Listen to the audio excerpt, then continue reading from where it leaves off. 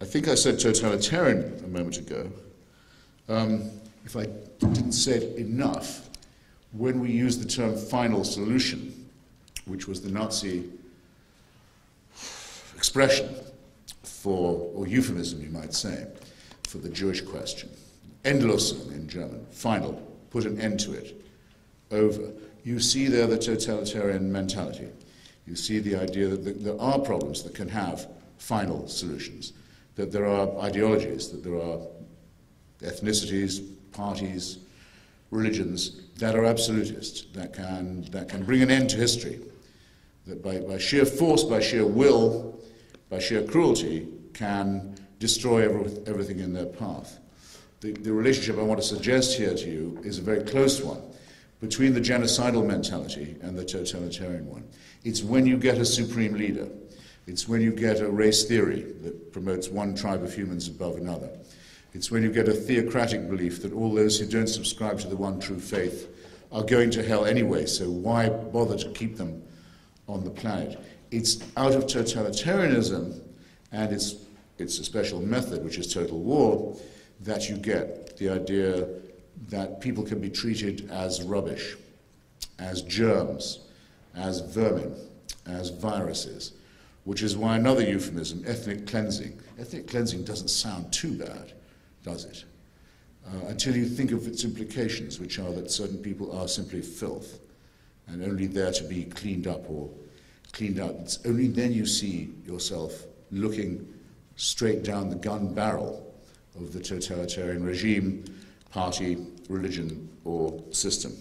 Someone ought to tell me when I'm trespassing on the time I said I'd restrict myself to.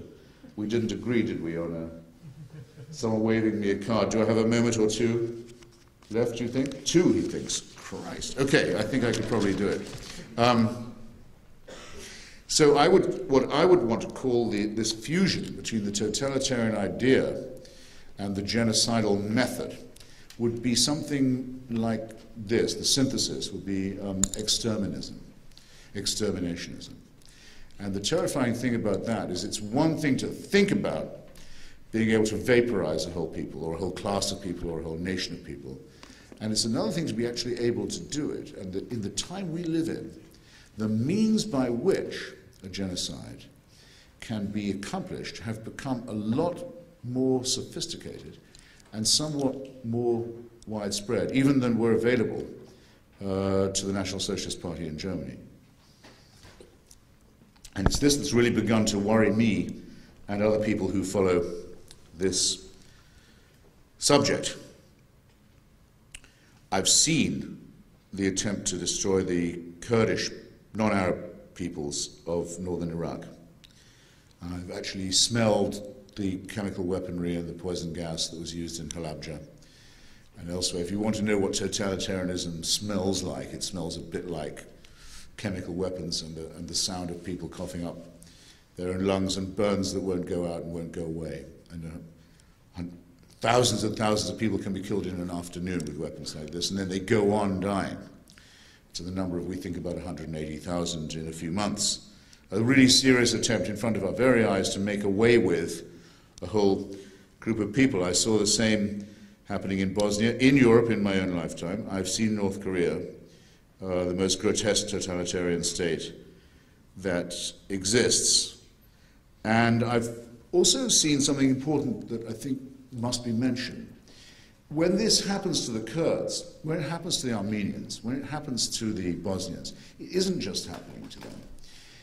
If we watch it in silence, if we watch it with complicity, if we allow it to happen, we are all endangering ourselves. The ideologies that do that to them are ideologies that in the end will do that to us too, that express the real intention to subjugate the human race or to intimidate it by force. In fact, in the most celebrated example of genocide of which we know, that of Nazi Germany, it became very plain in the end that Adolf Hitler also wanted the German people to be destroyed if they couldn't carry out the great task of cleansing Europe of Slavs, of Poles, of Gypsies, under the organizing, regnant principle, the racist principle of anti-Semitism. They didn't deserve to live either. He would bring on destruction so there wasn't one brick piled upon another in the whole of Germany too.